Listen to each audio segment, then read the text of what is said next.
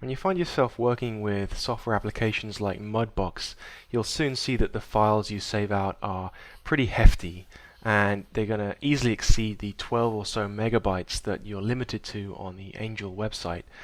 So let's look at how we can use a third-party application such as Dropbox.com to actually upload our content to the cloud and then submit a link to that file through Angel. Here we are there inside Mudbox, and you can see a mushroom that I've been working on here, and I'd like to submit this into the Dropbox. So all I need to do is go ahead and save this like you normally would, and in this case I'm just going to place it on my desktop. So I'll go ahead and click Save. It's going to go and write out those textures and create that external folder. Once it's done that, if I look at my desktop, you'll see these two files that have been created. You'll see this one here is the main Mudbox file, and it's 143 megs. Now, that's way too large to put into the Dropbox. An additional note is that if you save this multiple times, you're going to have that back file, and you don't need to submit that. I don't need it. It's just going to double your file size that you have to upload, and ends up taking longer for you to upload and longer for me to download. You'll also see this extra folder that's been created, and that's 35 megs, and that's got all my textures in for my file. So what we need to do is we need to zip these up into a single file just to make managing them much easier. So I'll just select them both, right click, send to compressed zipped folder. Click on that. It's going to go ahead and compress that content into a zip archive. And when it's finished, it lets you rename the file if you want, but just click away, and you're left with 110 megs zipped up, which is much better, but still way too large for the Angel Dropbox.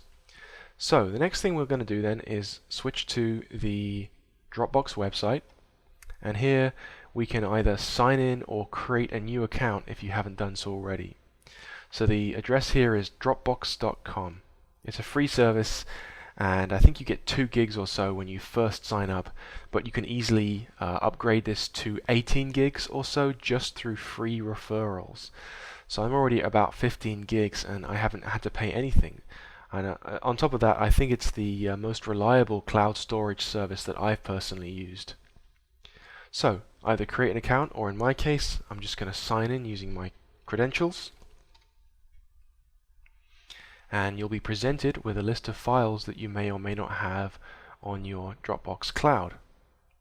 Now you can download a third-party application, which is through Dropbox itself, and it sits in your system tray and monitors a folder on your local machine, and anytime you put a file in that folder, it instantly uploads it to the cloud. Now if you want to get that application, you just click on your name for your account, and go ahead and click on install, and it lets you download that application, and it works on Windows or Mac or even on your portable devices. So I recommend you install that, but you don't have to. Now if you do install it and you want to upload that file to your Dropbox, here's my local Dropbox folder. You can see it's here, C drive Dropbox, and if I bring up my desktop where I saved that zip to, all I need to do is just drag and drop this over to my local Dropbox folder. You can see I've done that already, and it goes ahead and uploads that file. Now you can monitor that progress in the little application that runs in your system tray. Mine's finished uploading, so I'm good to go. If you don't want to install the third-party app, you can do it directly from the website.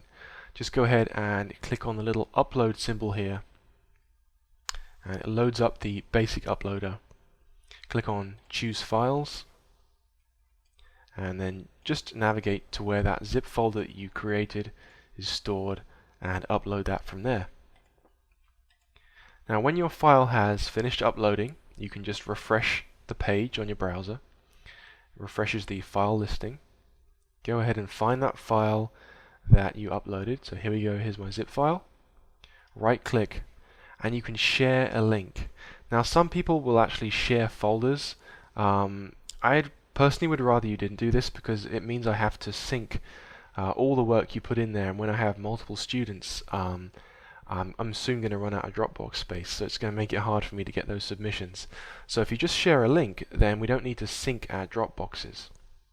So click on Share Link, and you can email this link to someone by putting their address in here, but you don't need to do that.